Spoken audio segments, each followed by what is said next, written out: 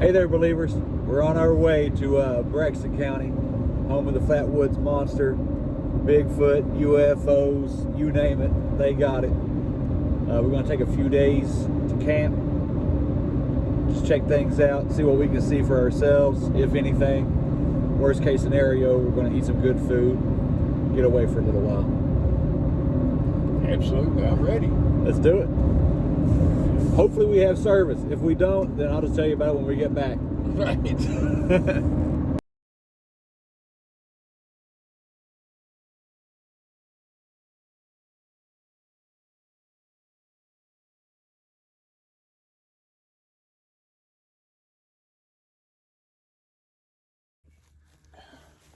All right, it's about 7 o'clock in the evening.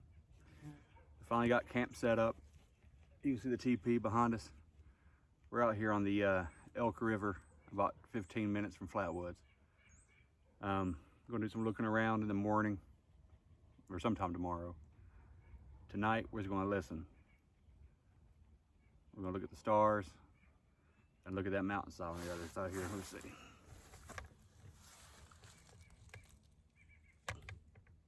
I don't know if y'all can see out there or not.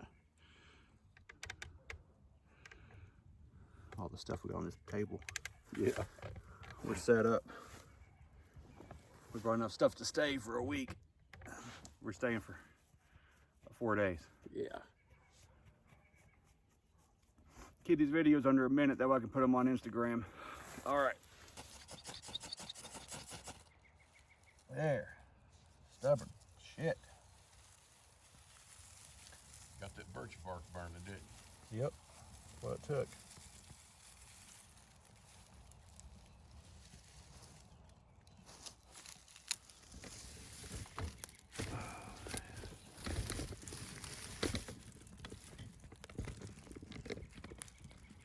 There we go.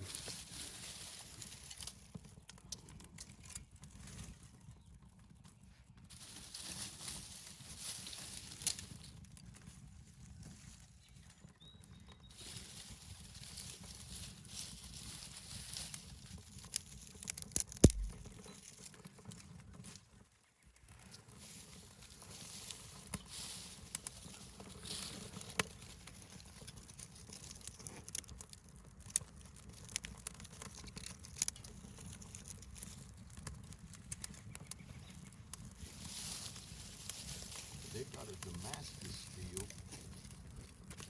folding knife with ram's horn handles. That sounds nice. $29.99, fitting in 2 hours.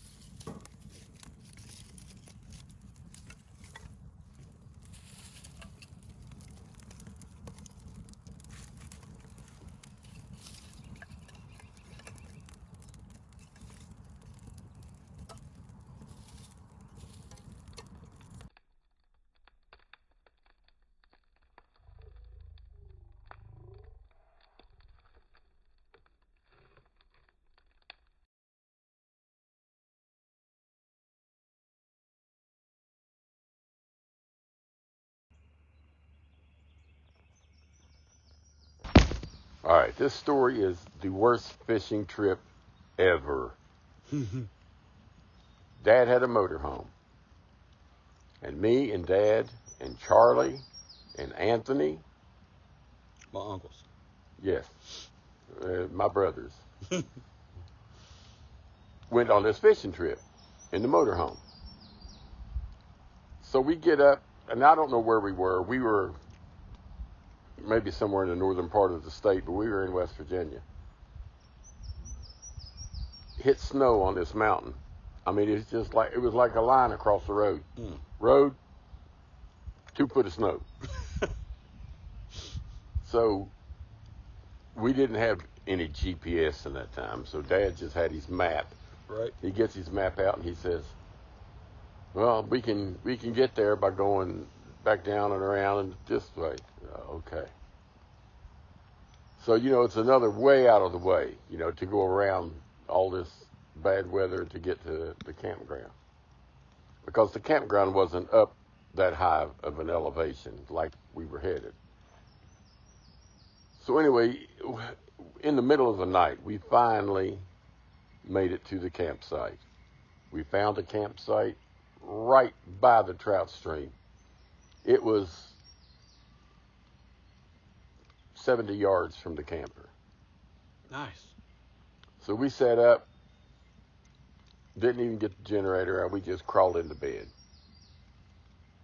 So the next morning, we wake up, Dad's already making breakfast.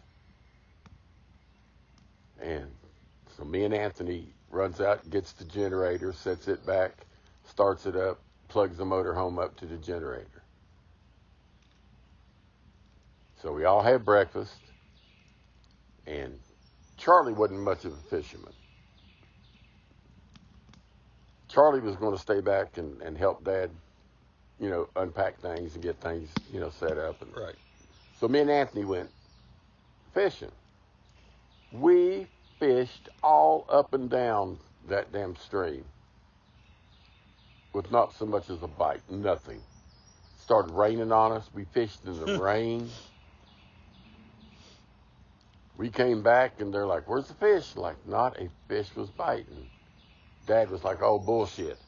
Right. Y'all don't know what you're doing. So Dad goes out the next morning.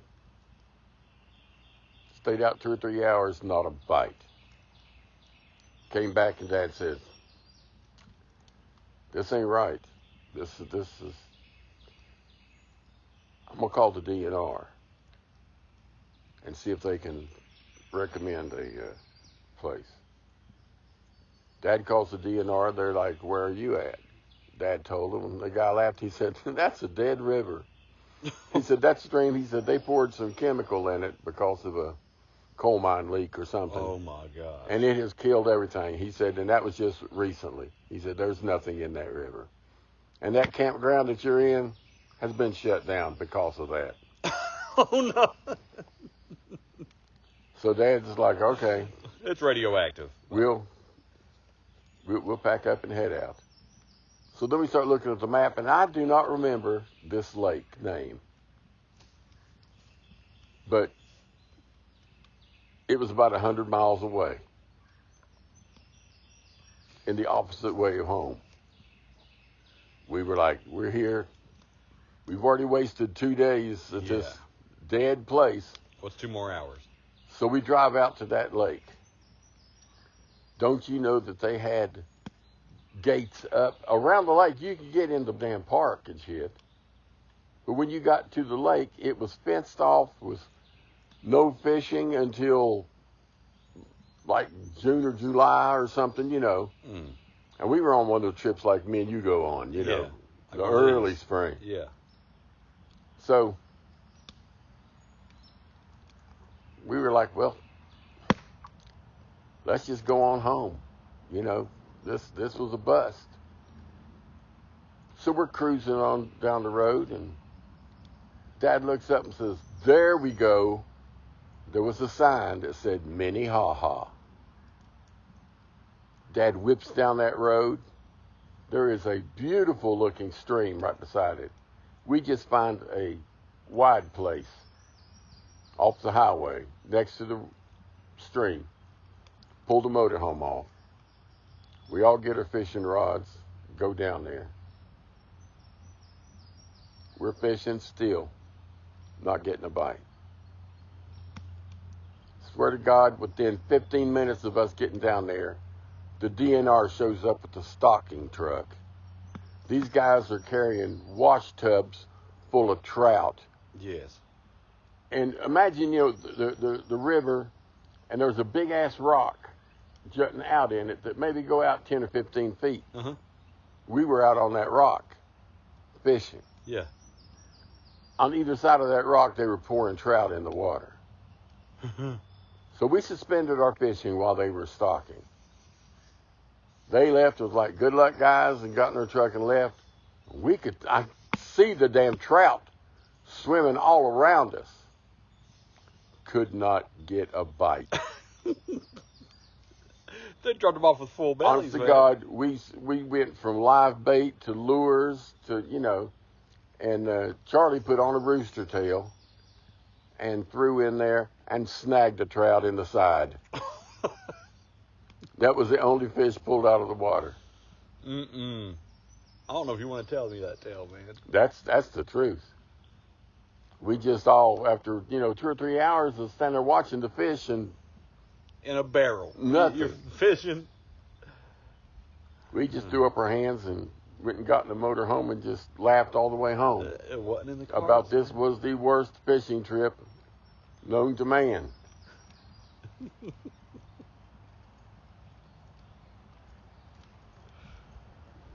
But I think Dad enjoyed it because all of his boys that were at home at that time were with him. He had to love that.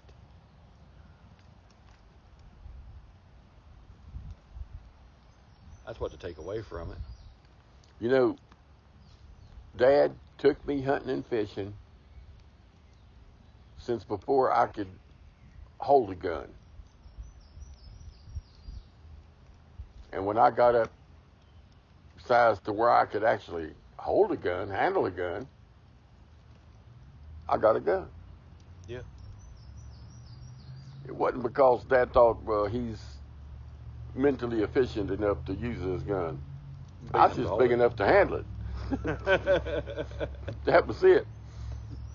I learned the right way and the wrong way by watching what my dad did. Yep. He wouldn't say, now, watch how I do this. Watch how I carry this shotgun. We'd be walking along the woods. Dad have that shotgun slung across his arm, just walking. Or he'd have it, we used double barrel shotguns most of the time. There wasn't no such thing, were single shot. There wasn't no pump action or automatics, Yeah. Or the shotgun cracked open and laid across his shoulder as we're walking. Yep. So I'm a kid. I'm wanting to be a hunter. What do I emulate? That hunter in front of Exactly me. what I see. Yep.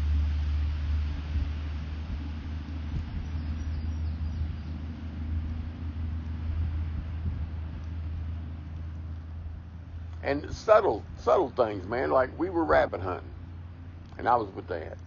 We stopped in there. There's some bushes there. Dad takes his shotgun, holds it in one hand, takes the barrel, and starts poking around in the weeds a little bit with that barrel. Yeah. And he simply said, "Do it this way, so if the gun goes off, it don't blow your guts out." That was it. Do it no. Son, pay attention to this. Right. This is how you do it. It was just short and sweet. He did it 3 or 4 times, and then he said, "I do it this way, so cause don't want to kill myself." That's like the life lesson I got from Pawpaw. We were trout fishing up at Twin Lakes, and he was squatting down like he always does, just perched like a bird. I know. And I was so tired, I was leaning against a post at like 13. Yeah. But I saw him take a chew out. I think it was like Red Man maybe or something, and put that chew in while he was in between casts. Yep. And I asked him, I said, "Papa, what's that taste like?" He said, "It tastes like shit. Never tried." Yeah. And to this day, I have not taken, I've never even attempted chewing tobacco. Is that right? Never. And I'm a tobacco user. Have been for 20 years now. Or 18 years. That's funny. I've never been a smoker. I don't smoke cigarettes. Right. Ever. I puff on a pipe, but I don't inhale the smoke. I do the same with a cigar. Yep. I actually like the taste of tobacco. It's like coffee. Yeah. I guess some people say you have to grow into it. Yep. Well, I like that taste of that smoke. But I don't. I watched my dad go through such trouble with his lungs. Yeah. That turned me against smoking right there. I can see that. That's learning from what you see. Yep.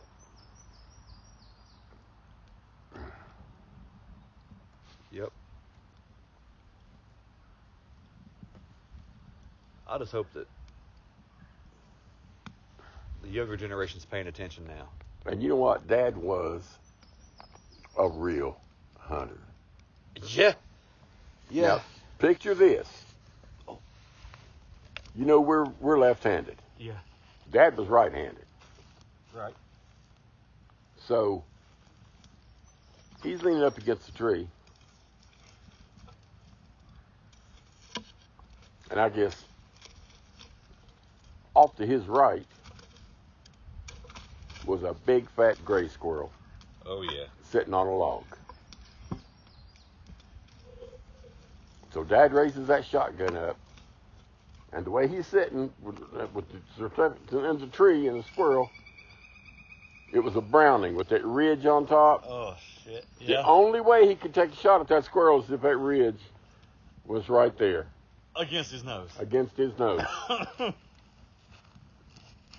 He said, I knew. There was no excuse like I didn't know this was going to happen. He said, I knew. If I shoot this squirrel, this shotgun's going to break my nose. Boom. He did. He said blood squirted everywhere. His eyes teared up. He couldn't see. He said he had a handkerchief and just totally ruined that handkerchief. For one squirrel. But he got the squirrel. Yeah, you damn well I hope so. And I was like, that's incredible to me. Yeah. That's He-Man status to me. You know, life or limb, I'm going to get this. Well, to me, that's like really needing a fucking squirrel. You know, Dad was going home to one of Mom's chicken dinners. It's not like, if I don't shoot this squirrel, I'm going to starve to death. But, you know, go all the way or don't do it. You know what That's I mean? Dad, man. Dad was like, yeah, there that motherfucker is. So, if you're going to do it all the way.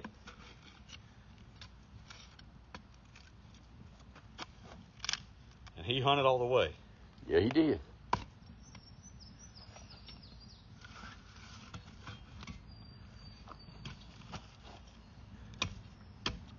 I loved hunting, but you know, as a kid, you know, you ask those weird ass questions. You know, I asked Dad, like, because Dad shot for meat. He didn't shoot for the trophy. Right. I'm like, Dad, what if a deer walks up there, you draw a bead down on it, then you look, and it's got a yearling with it?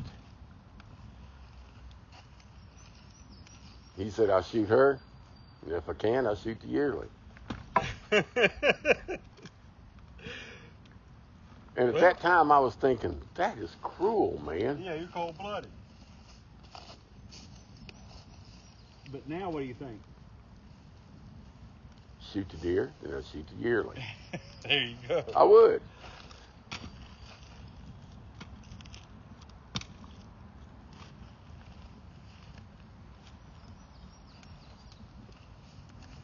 Just like dove hunting. Oh, yeah. I refuse to shoot at a single dove. Because doves mate for life. Yeah, mate for life.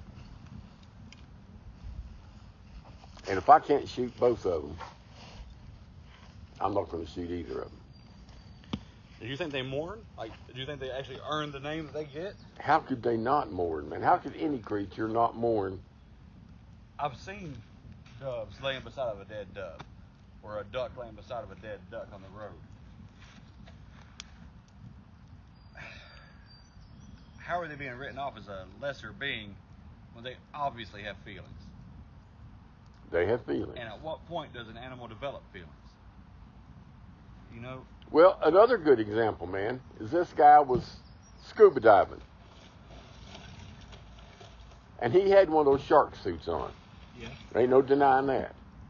But he said a tiger shark came up and got too close. He said it wasn't in an attack posture. It was just getting a little too nosy, you know? Right. So he takes his fist and he busts that shark right in the nose. He said that shark immediately flipped around and took off.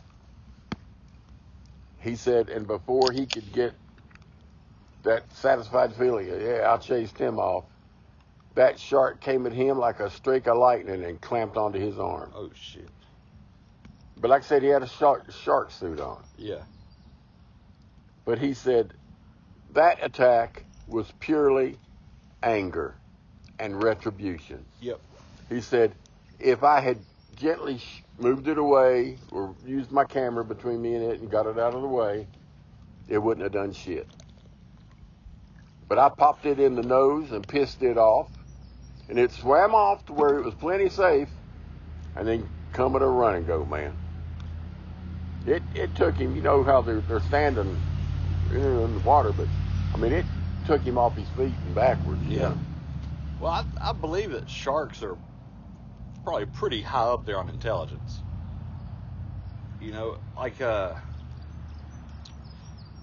think dolphins or porpoises or whatever you want to call them, Mm-hmm. weren't they classified as intelligent non-humans? Like, it's above animal? Yeah.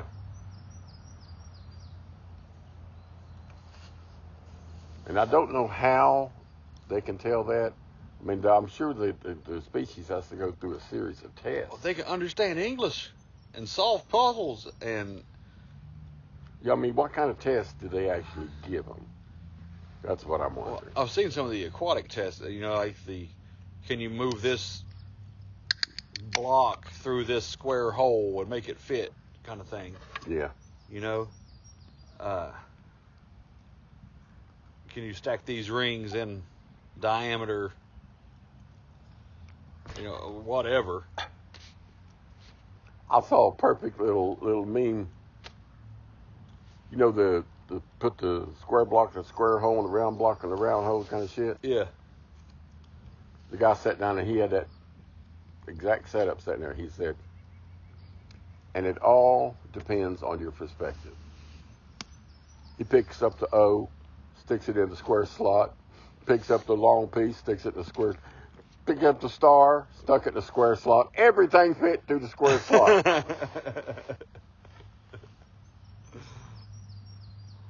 There you go. So he's like, and your point is, now who's the genius?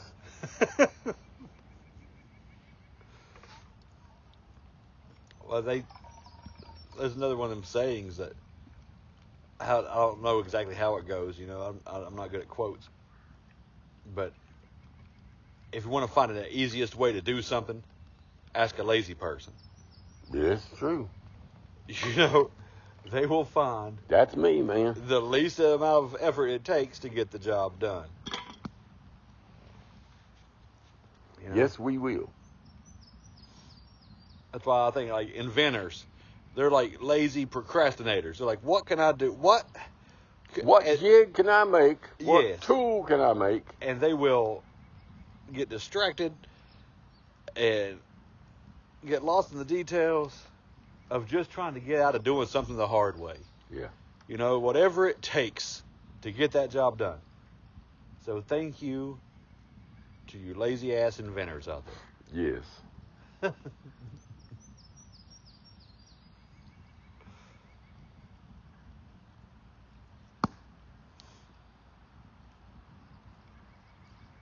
Man, you know how hard it is to explain what the hell a podcast is to people. Oh, yes. I'm like, A pod. yeah, I have a podcast. And they're like, You mean like whales in a pod? when I tell people I have a podcast, they just look at me and grin and shake their head. Like, that's good. Do you know what a podcast is? Not a clue. Okay. It's like a radio show. Like talk radio. And I'm afraid I'm plugging myself so much to everybody I know that I'm starting to sound like one of those. Radio announcers. No? Them WLOG. And no, I'm trying to be like, you know, like, no Hey, offense. this is Bo Kennedy live. No, total opposite, man. I'm afraid that, you know, no offense to vegans, but you know how they have to tell everybody they're a vegan? Right. I'm afraid that I'm quickly You wanna- becoming one of them podcasters. I have to tell everybody they're a podcast. Like, I'm a podcaster. Yeah. Well, just so happens I have a podcast. You know, I can I can promote your campground. Or it just so happens I'm a podcaster. Let's talk about this on my show instead of in person.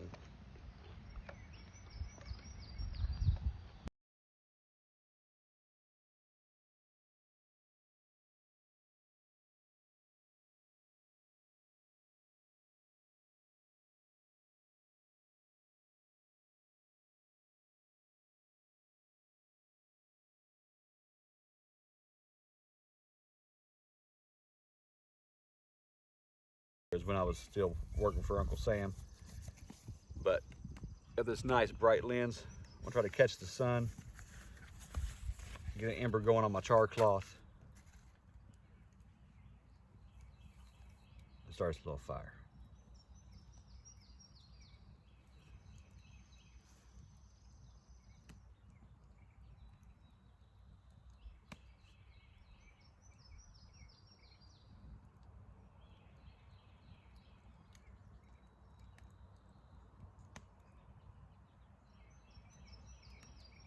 You need to move it up or down, because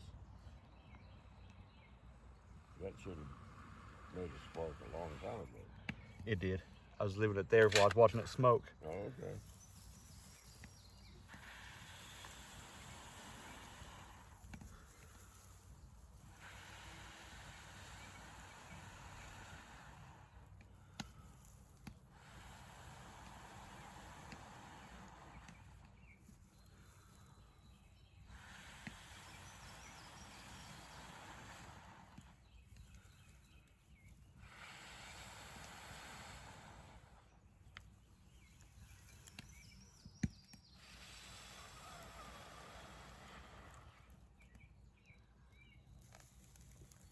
There you go.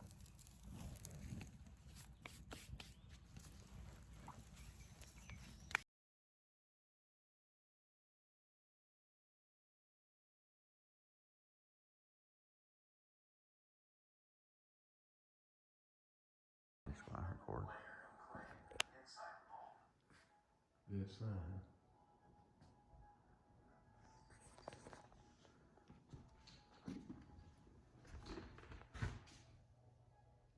You see it, son? Absolutely no seances. Yeah, no kidding. Oh, kitty. Hi, buddy. Yeah. Oh, you should get this for your mom.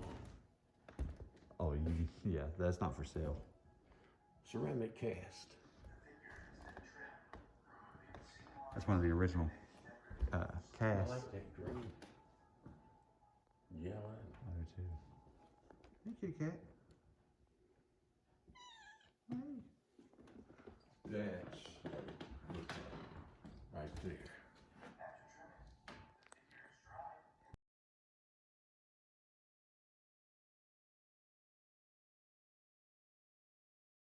Hey there, believers. Yeah, as you can tell, we waited until it was already dark before we started this video.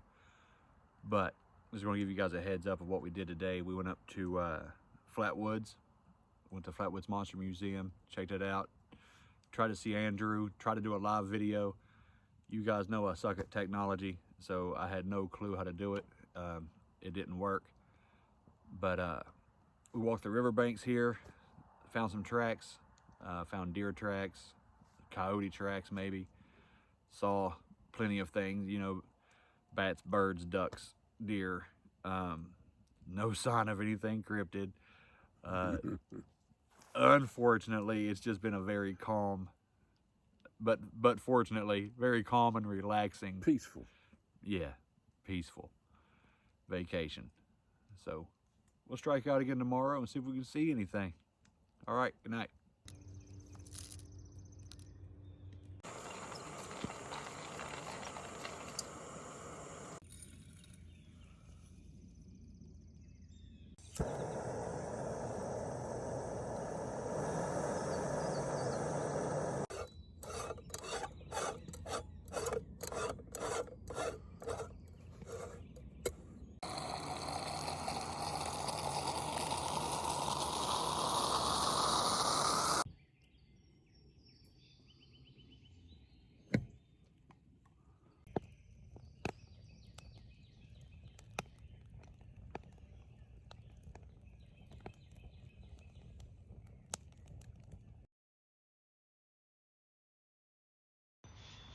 Hey there, believers. I'm sitting here with Dad at the campfire. This is our Braxton County episode. We're just going to shoot the breeze a little bit. If I can get Andrew on here later on today or tomorrow from the Flatwoods Monster Museum to do a little cameo, that would be great. But I don't know if he's going to be in or not, but we'll see. We've been here since Monday. Today is Wednesday. We've had a good time. We've relaxed a lot, did a little fishing, sleeping in our hammocks, and just explored. So we'll go ahead and just leave this thing running. I'm going to start off, Dad, because I got up before you did. All right. And I got the fire going. I made my coffee. And I was sitting here watching the fire. And you can see it right now. You see the smoke coming up, right? Yes. And you see those thermal waves. Yes. Okay. Well, here's what I got started thinking about. And like I told you, I'm probably full of it. But this is what I thought. It don't mean it's right. It probably ain't right. But looking at these thermal waves started reminding me of how people used to scry. Or they still do scrying. Right. And you would look into a reflective object or, even into a crystal ball or something, and you would get glimpses of something else. It might be the future, it might be another dimension or whatever. Right. Well, I was staring at that thermal wave, and the longer I stared at it, no, I didn't start scrying, but it started taking on a different look to me.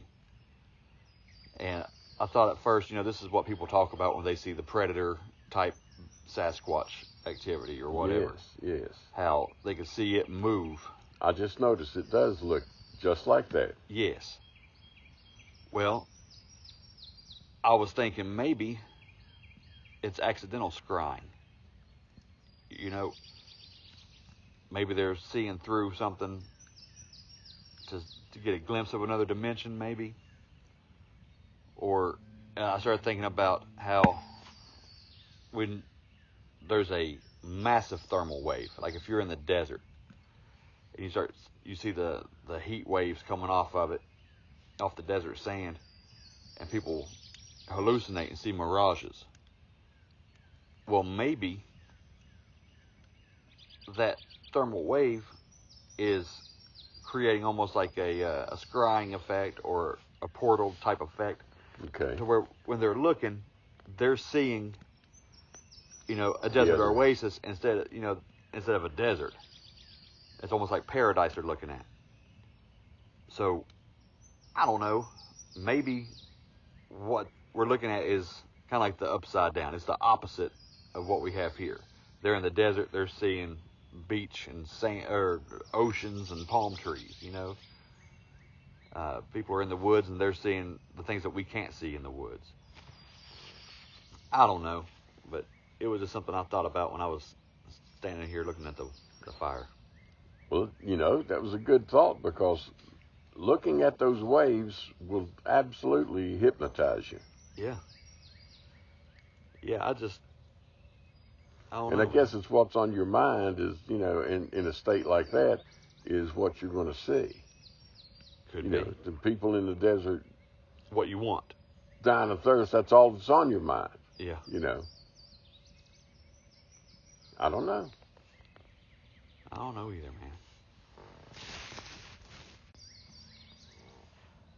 man. Like I was talking about the upside down part, how you're in the desert and you see the water, and you're right, that's what you want is the water.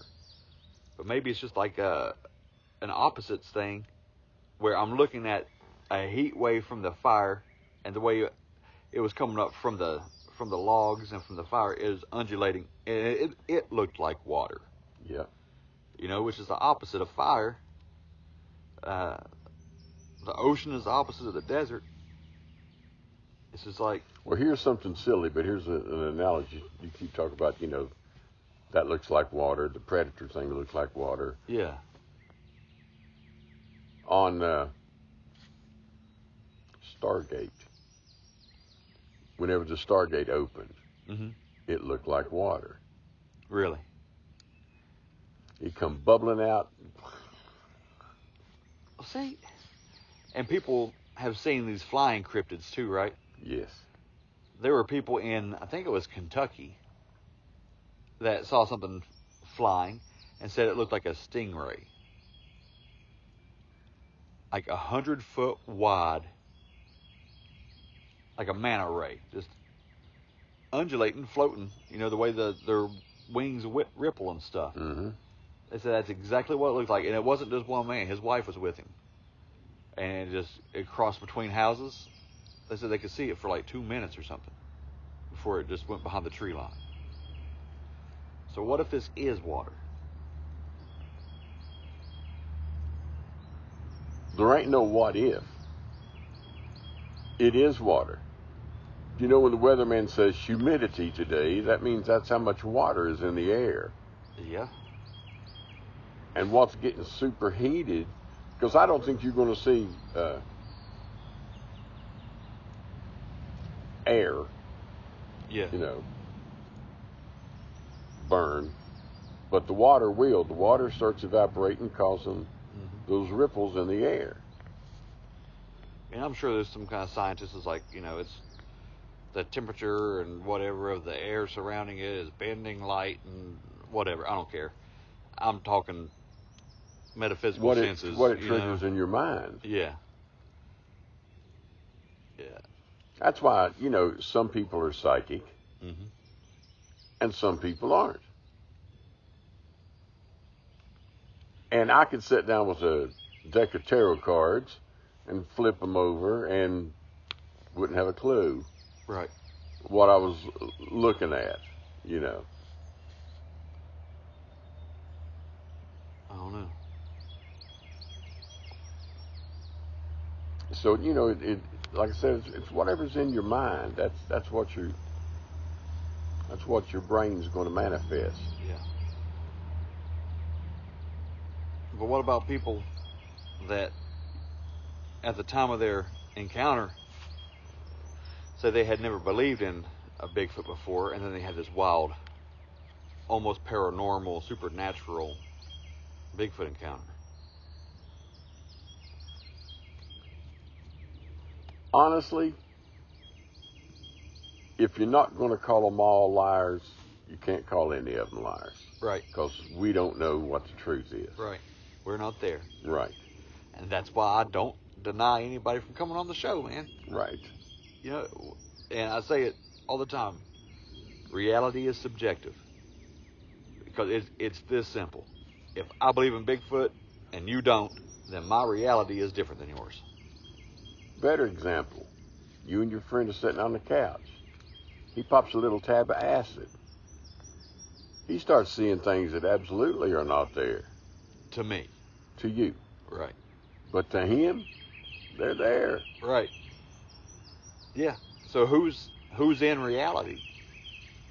There is no reality. I was in the car. I was coming from Williamson with the guy who lived in Shamrock, Terry Richardson. And he took that little hit of acid just as we got on the 4 lanes on the Williamson side. And he started tripping and seeing things, and it started raining. And he was just almost giggling, you know? Yeah. And I said, what is it? He said, I've never seen red rain before. I said, you still haven't. He said, don't you see it? I'm like, no. See, how does that...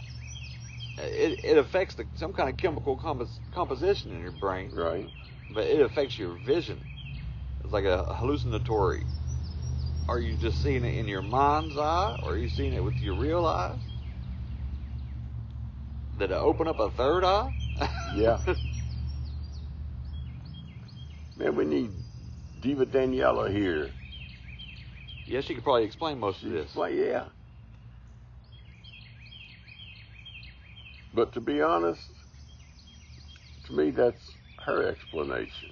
It doesn't necessarily mean it's the truth. Or or what you would accept as the truth, or what I would accept. Yeah. Because we're not going to believe anything that we don't already believe. It's hard to change somebody's mind. Yeah. You know, it takes experience to change your mind. Yeah. So, if somebody's a skeptic, they will remain that way until they see it for themselves. It does. It's just like with anything, man. It don't do any good to argue. Nobody wins. Yeah, you're not going to change anybody's mind. You both look like idiots. Yeah, you can make a point, but if it's on a topic where nobody knows 100% for sure, how can you be right or wrong? Why even argue about it?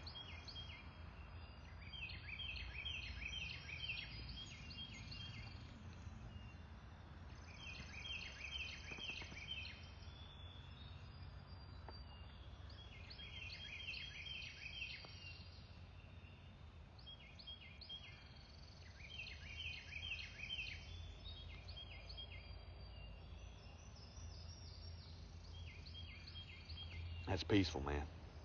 Yes, sir.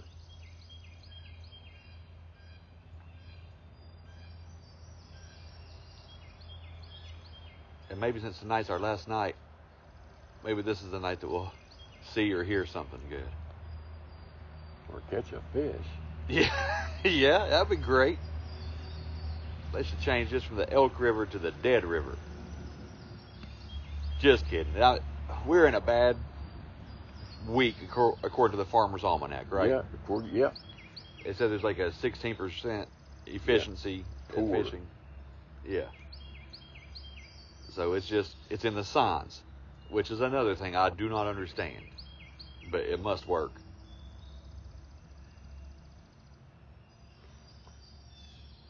Our minds are electrical, and they are affected by magnetic waves. Right? Well, as the Earth rotates around the sun, it's got to change or make waver, the magnetic waves. Yeah. And also, brilliant people are talking about there are ley lines in the Earth.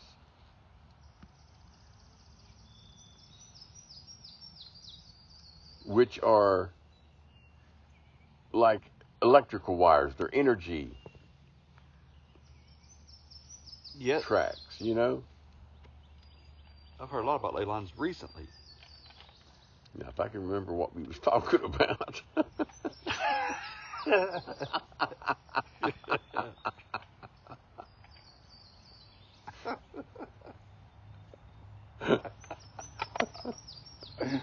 I think we were talking about being peaceful, man. Oh. That's our perspective. To them squirrels, it might be, the enemy front. Exactly. They're back there making plans. Like they're still pissed off at us for finding a nut cache. That's right. And digging it up. Dug it up, found fresh nuts. What in the world is this? Some squirrel back there barking his ass off. Yeah. I worked so hard. You sons of bitches.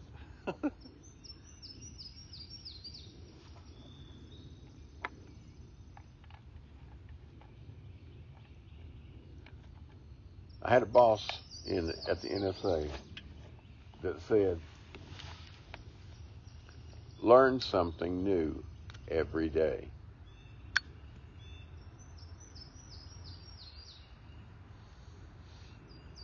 Or with every experience, Yeah. I feel like... Don't just get some data, verify some shit. Learn something new. Well, I've learned something new on this trip. What'd you learn? Squirrels bark at night. Yeah, that was weird, wasn't it? That, to me, was the high weirdness.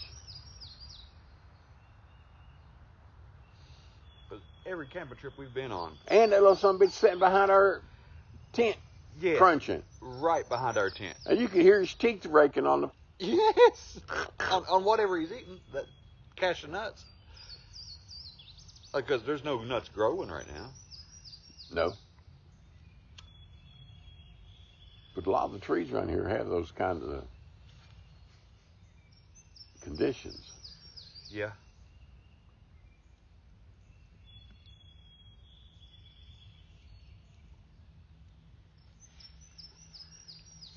I saw one of those,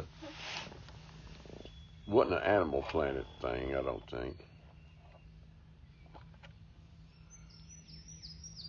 It was something like maybe being from the BBC, but anyway, they said that, squirrels do work all year gathering nuts and stashing them away in little stashes. Yeah. He said, but did you know that over 50% of the time they can't find their own stashes and they... Yeah. For real? Yeah. But yeah, like you were saying, our reality, this is peaceful, this is beautiful. It's a campground that I would recommend to anybody. Mm-hmm. But to the squirrels, it's searching for food. Yeah. Making sure their peers don't see them and find out where their food is. Right. Fighting, flirting constantly. They don't ever just chill out. We're blessed. I would almost agree with you, except more than once, I've been going through the woods and look up, see a squirrel stretched out on a limb. I mean, stretched out, man. Dead asleep. Yeah. But all the times camping, I've never heard it bark at night. Never. And I've never had one 5 feet away from our tent eating in the middle of the night.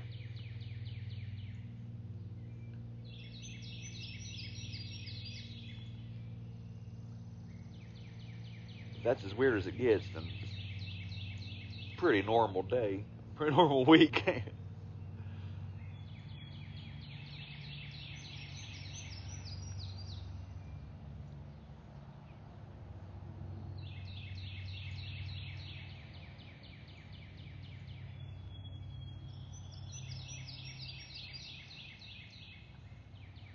We should probably take this time, since we got it recording, to tell everybody that if you are in Braxton County and you want to do some primitive camping, come to the Elk River Campground.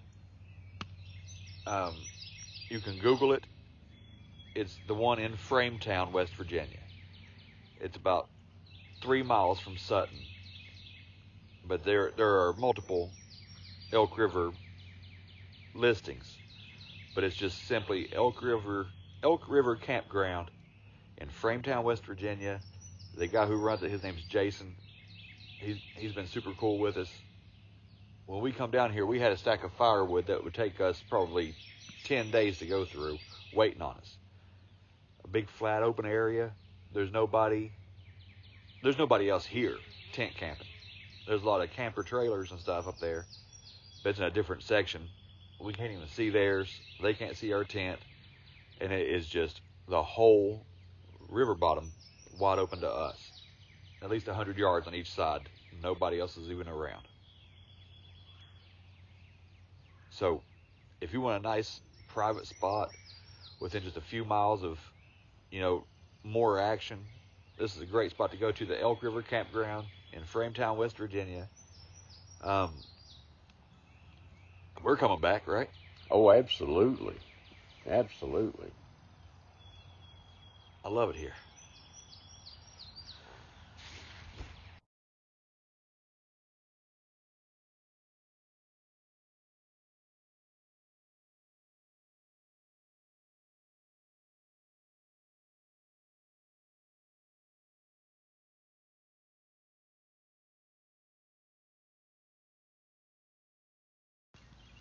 All right, we got ribs on the fire pit, slow cooking them over a bed of coals. I might post a little picture of that later, but maybe not. I wanted to do an apology video for not doing a Patreon and all that. But by the time we release this, we'll be well past that. So, sorry. I'll probably have some stuff posted to make up for it by the time this airs anyway. But just let you know, I wasn't trying to short anybody or do less one week. I'm just in an area where I can't do more. So, anyway, since we're in Flatwoods and I got Dad's attention, he's my captive audience, I wanted to talk to Dad about what he thinks went on during the Flatwood monster encounter. I don't know all the names and dates and stuff. I think it was like 1952. It was in the 50s. And I know it was the May family, like Freddie May. I'm not sure who else was involved. But I know the general story. I think everybody here knows the general story. Well, let me recount the general story, and you tell me if I'm wrong. Okay. Okay, because I'm not sure if I'm right or not. Okay. The way I remember it is several children, like in a family, saw a UFO come down in the hills. So they went out looking for it, and I think their mother went with them. They saw the Flatwoods monster, as they call it, the alien. It was in it looked like a hovercraft thing, like on the old Dick Tracy, like a little barrel is standing in, hovering off the ground with the kind of a green smoke or something coming out from under it. And several of the kids and the woman either got sick or got radiation burns.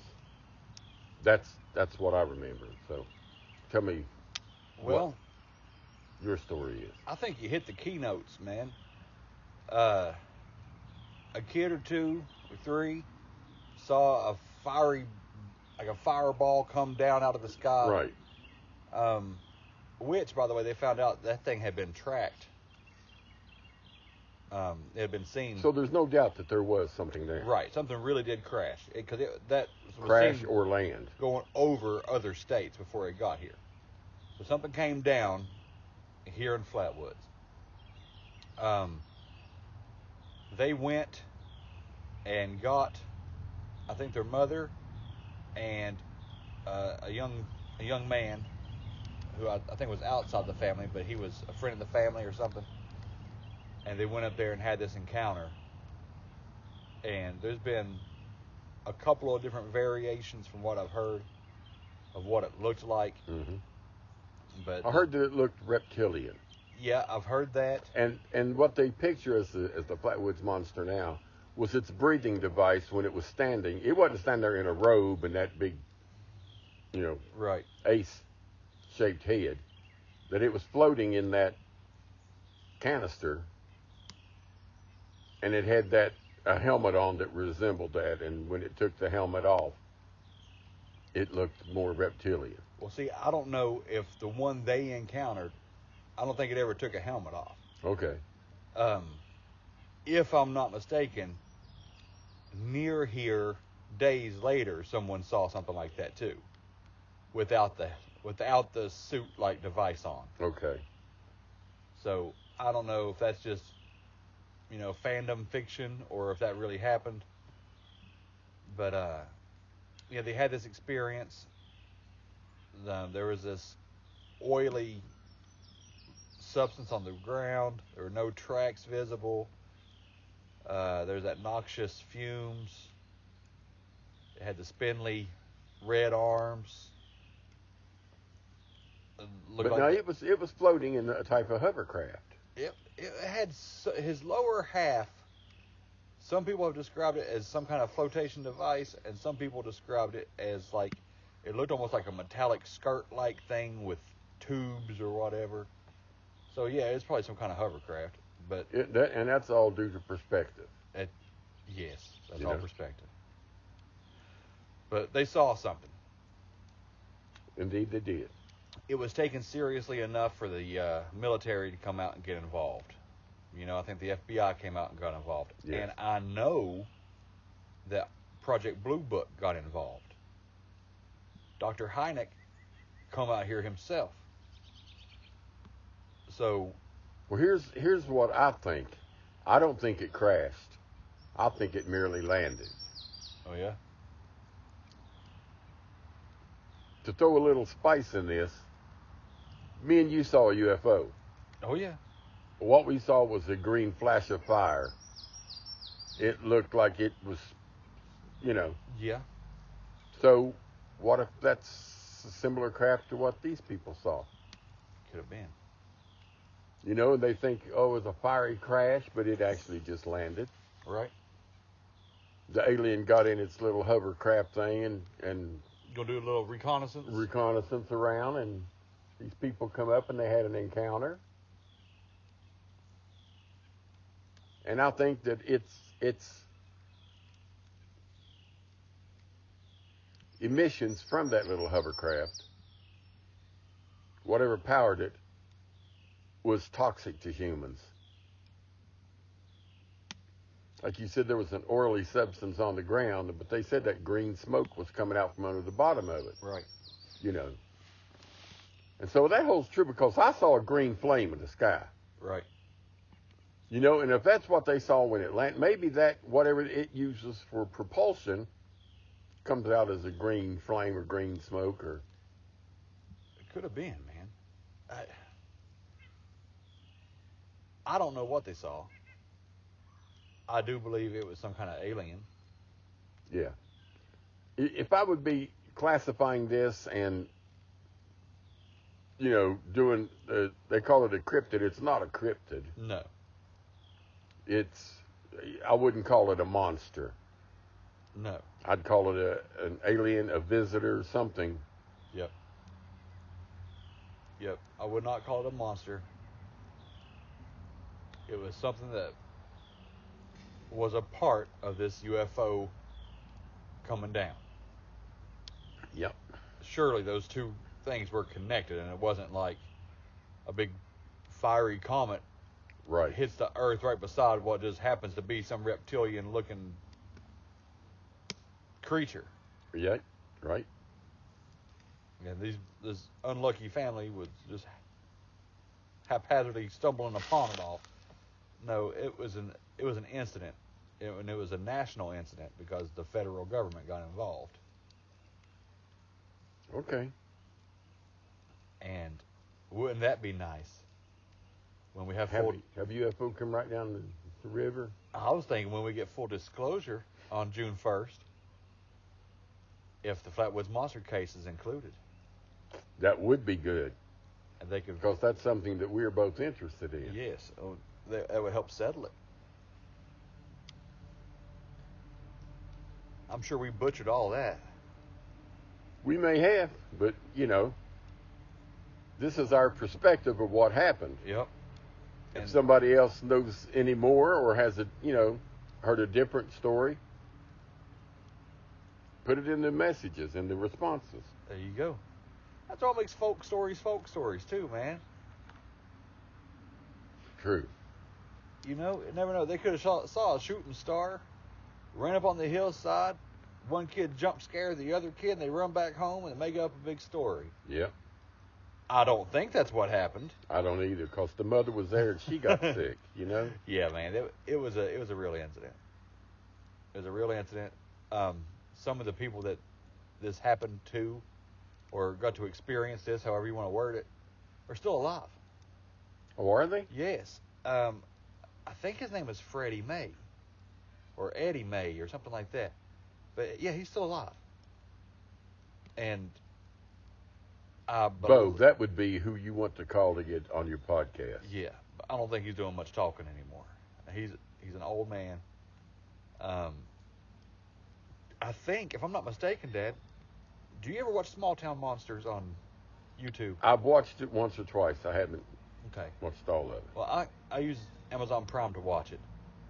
And I think, if I'm not mistaken, I know they did a Flatwoods Monster or documentary. Okay. And I think Seth Breedlove actually interviewed Freddie Well, I Mac. need to watch that then. Maybe I'll get a better perspective. It'd be a good thing to watch tonight while we're here. Yes. Because you can get Prime on your phone. Yes, I My can. phone won't do shit. Yes, I but can. You can get it on your phone. So our last night here, let's try to scare ourselves and. Well, not scared, so just get better informed. Yeah. Yeah, I didn't come up here expecting to see the Flatwoods monster 70 years later.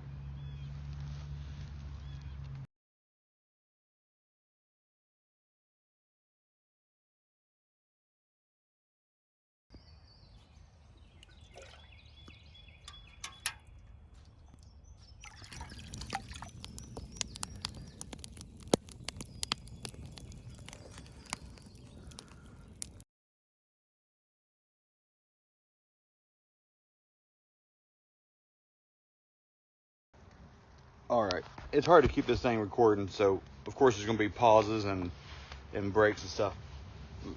Me and Dad are talking now about Bigfoot DNA. How people say there's no scientific proof of Bigfoot, and he's talking about another podcaster that would say the absence of truth or proof is not the absence of existence.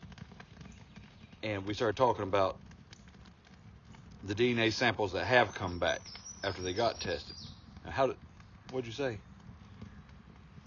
It showed that the mother was human, Homo sapien, Right.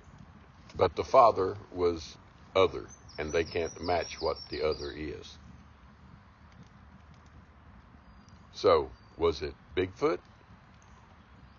Or was it an angel? Or was it a demon? Or was it an alien? Or would that make any sense? That if it gets asked another question now. Do Bigfoot breed, or are they bred in a laboratory? right, Either on Earth or Well, you know, otherwise. maybe when people are abducted, and there's been reports for both men and women that they were violated and had the reproductive system tampered with, or I'll just put it that way. Maybe they're taking the human female egg and breeding us with themselves or whatever other species they want. Yeah. On any other plane of existence. We don't know anything about this stuff. And dropping off some hybrids, Well, there have been reports. I mean, and like I said earlier, if you don't believe one of the people with the wild story, then you can't believe any of them. Right. So if you believe some of these people, then you have to give all of them the benefit of the doubt. Yeah. Yeah, I was talking with a family member who doesn't believe in Bigfoot. They don't care if I do. It's not a big deal. It's not like we had an argument or anything. But they don't believe in Bigfoot, and they don't care to, look into it. To know, yeah. So they asked me, well, why is there no scientific evidence? Why have there not been any DNA samples? And I told them just that there have been. There have. 100 times. And it shows up as inconclusive because they can't track one side, or human tampering because they find human DNA in it. So, what if that's really getting us one step closer to what Bigfoot is? Maybe. That scientist, Melba Ketchum. Yes. She has lots of info on this and lots of literature. She actually took the DNA herself. Yeah. And sent it to several laboratories, and got those same results. See, that's what's going to take people to keep doing that. Yeah, it would probably take one recovered, live or dead, which I don't think you can get one alive, before people would actually believe you. But in all the time in the world for there to be full disclosure about it, it's now. Yeah. But here's the thing. Even with that DNA scientifically proven to be accurate, what's that doctor's name? That has all the foot. Oh, Dr. Meldrum, Jeff Meldrum. Jeff Meldrum. He said that he's seen a Bigfoot. Right. Plus, we have all these tracks. Some of these tracks have dermal ridges in it. Right.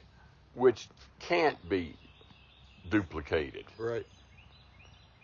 With all of that, two scientists saying, yes, they exist, the scientific community still says, no, there's no scientific proof. Right. Because what they mean by scientific proof is a specimen standing in front of them or laying dead on the table. The evidence is enough to, in a criminal case, to prosecute somebody. But it's not enough to prove that something else is out there. And what sense does that make? And why would there be a cover-up? Yeah, and that was my next question. Do you think with all of this evidence that we have already, that it's the government that's telling the scientific community, until we got a body, just don't... I don't know. Why would the government... Why would they care? Right. Unless Bigfoot is manipulated by aliens. And angels. Because there would be a cause to keep us feeling like we're just... You would never get the government to admit that there's angels. Right. Or that we are spiritual beings. Right. Because we're supposed to just go to work and pay our taxes and come home. Exactly. And stay down here on this normal plane thinking we don't have control of anything. When really, we control our reality. With faith. Yes.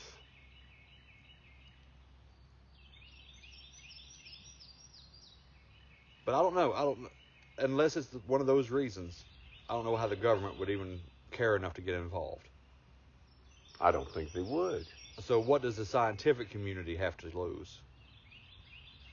If the government doesn't have anything to lose. Well, man, when I was in school, they taught us that the rule was Darwin's theory. Right. Of evolution, that we came out of little one-celled slugs things in the ocean, in the water, and we developed and crawled out on land, and I don't believe that bullshit. But that's what they taught me to be truth. Right. And even when I was a kid, I was thinking, well, if evolution is true, why are there no lower samples of us? Right. Yeah. Above the ape, but below human. Yeah. Where's everything? And I don't think that in no way in hell that could be a Bigfoot. No. Because, our average, what we would call average size man is 6 foot tall. Yep. The average Sasquatch is like 8-9 feet tall. Yep. With some being said they're 12, 13 feet tall. Yeah, I don't think we're on the same branch. No. I don't think we're on the same tree. Well, we might be on the same tree, I guess. I don't... Yeah, on that note, where are the things evolving that are a million years behind the curve? Or 500,000 years behind the curve? Where's the Cro-Magnon man at? Because, okay, Homo sapien got into it, slugged it out with him, whatever, out-thought him, outsmarted him, whatever. Unless it was mass genocide all across the world, all across Pangea or the world, because we were already broken into continents by then. I think so. So, unless every one of them was snuffed out, there would still be a healthy population of them coming up. It would be like that book, the People That Time Forgot, where you would walk through different regions and there'd be people at different evolutionary stages. Yeah. You walk into the caveman zone, and then you walk into the Bronze Age zone. That's for an example. I mean, you would have the hairy people, the dummies, and then you'd have us, and that's not where it's at.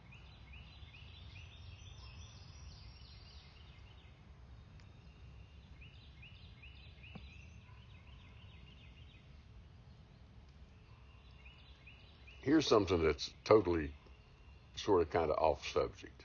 All right. So suppose humanity is snuffed out somehow. Okay. Okay? And it's been 1,000 years. And aliens come visit Earth. Uh-huh. And they dig up a body. And they say, well, this is what humans look like. Yep. This may sound cruel, but what if they dig up one of them pinhead deformity babies? Yeah, I know what you mean. Because they've had those people in the circuses, man. Yeah.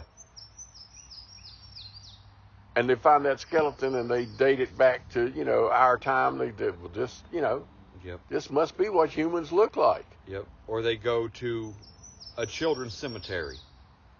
Right. Not knowing that that's dedicated to, To children. And think that all people were 3 foot tall. Yeah. Frail.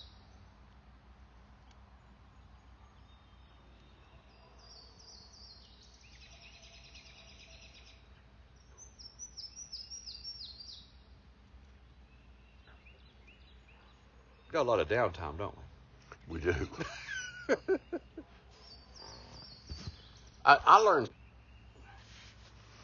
learned something from a podcast we listened to the other night about the podcast was called "I Dug Up a Giant" or Oh yeah, I found giant bones. Or, I dug up giant bones. That's Blurry Creatures podcast. okay.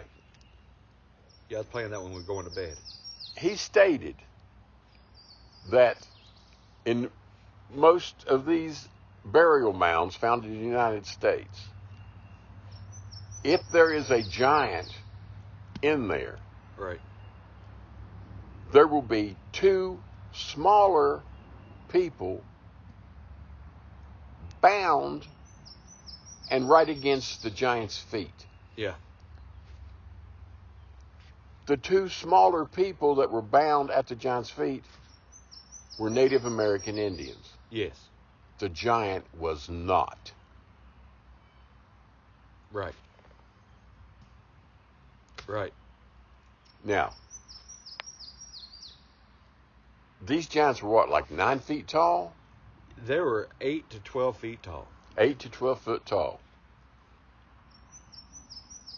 So the only possibility is an alien or a gigantic Norse tribe. Right. Right. Because I think they've actually found remnants of red hair Yeah, the red-haired giants. Yes. on some of these buried giants, though. Oh yeah. Yeah, yeah.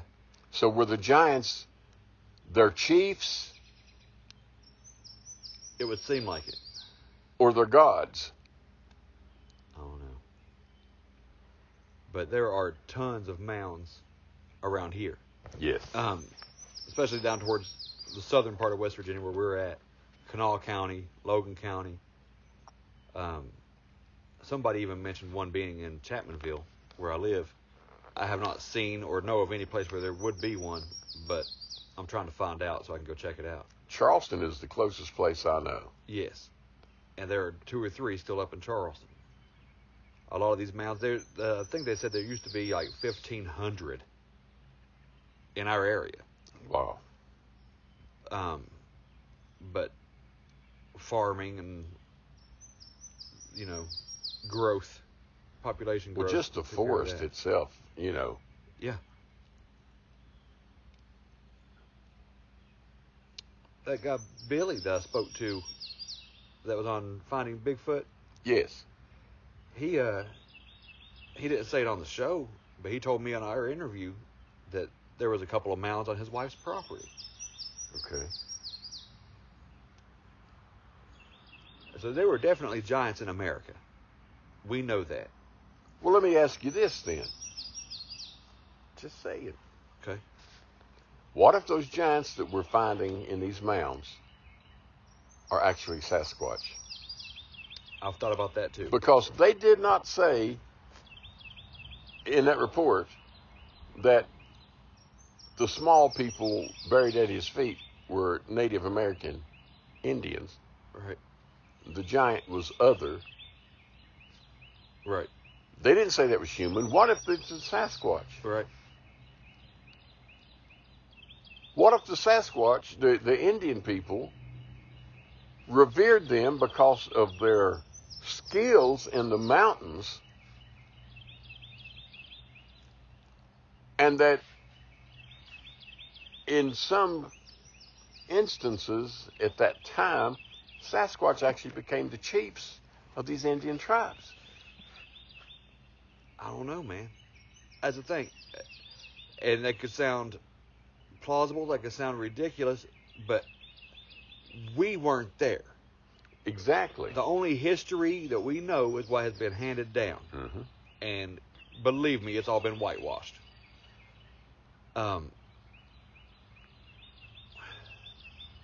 Why, when all these mounds and these giants and in fields were discovered, why did the Smithsonian Institute find it so necessary to gather them all up and never let them be seen again? Well, again, one good theory is the DNA is non-human. Right. Which again could be alien or Sasquatch. Yep. Now, from what I've heard, they did the Reclamation Act, I think is what it's called, for the Native Americans, to where when their sacred grounds, burial grounds, were unearthed, right, those tribe members of today had the opportunity to come claim them. Claim the bones. And from what I've heard on previous interviews with other people on other podcasts, they were presented with the bones of their people, and they didn't claim the giants, but were told to take them at, if they want the remains, they got to take it all. And so they're blaming it on the Native Americans doing whatever with the giant bones. But just look up articles from the late 1800s, early 1900s. Smithsonian Institute is all over it. Yes. They came and took these giant bones, and we don't even get a display. We don't even get to ask questions. We don't get to know that they're there. Why? Why deny the existence of Bigfoot? Why deny the existence of giants?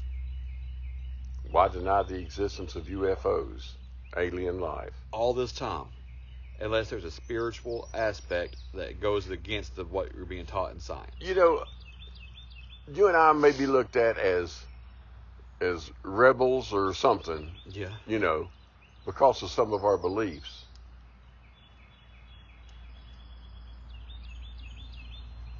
But if the government is going to lie about Bigfoot, UFOs, or any other giants, right, they're going to lie about that. They're going to lie about anything. I'm not saying they lie about everything, right, but they feel it justified to lie to the public about a lot of subjects. Yes. And they passed a law to make it legal, so that's what I understand. Legal does not mean right. Exactly what I was going to say. You can pass whatever laws you want if it's morally wrong. Right. If it's the wrong thing to do. If it benefits one side of anything and not the other. If it's not good for all, then it's not right. No. It's not moral. And that's why if that were the case for all laws, we'd have a really short list of laws. Yes, we would. And there would actually be an answer to the reason why is this law in existence other than because I say so. Right. Right. So, what is Bigfoot? That's the $1 million question, ain't it? Yes. It's no longer do they exist. Now it is, what are they? And that's what the government is now admitting with alien life. You know, after the Nimitz Now they and the tell the Gimbal truth. and the Go Fast videos all come out there, now they say on Tucker Carlson, well, we know they're here. We just don't know who they are or what they want. Right. But we only have like a month and a half before they're supposed to reveal everything that they know. The CIA, whatever federal groups are over it, supposed to tell us everything. But I guarantee you it's going to be one big lined out redacted paper. Stack of papers. Well, if they're ordered to give over all the evidence, then nothing should be redacted. I hope not. Because that is still hiding evidence. Yep. And that goes against the order, so. But who would know? Because you worked for the NSA. Everybody just gets a piece of the puzzle. So everybody that would see the report would feel like they're learning something. So who knows to what extent it goes? Yeah. Even though the government says they're going to tell the truth and they're mandated by law to tell the truth, that don't mean they tell the truth. Exactly. They are the law. Because they feel superior to us. Right. It's just like, riding a motorcycle. Wear a helmet, don't wear a helmet. Here in West Virginia, it is mandatory that you have on a helmet. Right. In other states, it's not. It's right. optional. And I think it should be optional. Of course. I don't need the government to tell me riding a motorcycle is dangerous and can give you brain damage. Right. You apply your own common sense. Right. I know that. You would wear a helmet no matter where you're at. Because you should. And I do. And it doesn't matter if this state requires it or not. I go out of state that don't require it. I always have on my helmet. Right. You should always have the right safety equipment for whatever task that you're doing. Yes. But it should not be a law to do so. They should not be able to. Right. And here's the thing. If you look at extremes, we talk about extremes all the time. You should not have the right to be killed if you don't wear your motorcycle helmet. Right. You know what I mean? You could get pulled over, get a fine. If you resist the fine, if you try to exercise your opinion or whatever, your freedom of speech, then what? You're non-compliant. Things could escalate. I love police officers. I love law enforcement. But, shit happens sometimes. Well, they're not told the whole story. They're told there's this guy out there that did this, and our records show that he owns firearms, so he may be armed and dangerous. Right. That's all they know. They don't know why you're out there. So getting pulled over for not wearing a helmet, one tense exchange, next thing you know, you're dead.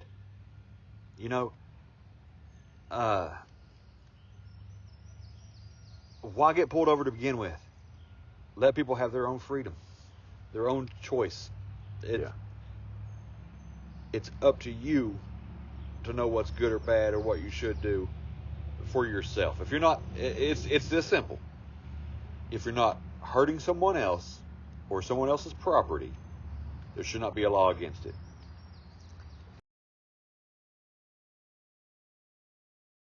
We're calling it a night. We're at the Go Mart here in Flatwoods. It's odd, but have you ever noticed the pointed logo and the colors are green, red, and yellow? Just like Braxy himself, huh? Coincidence? Or is this synchronicities? Hell yeah. Okay. But I did find something pretty rare. That's right, not one, but two. Not one, but two. Payphones.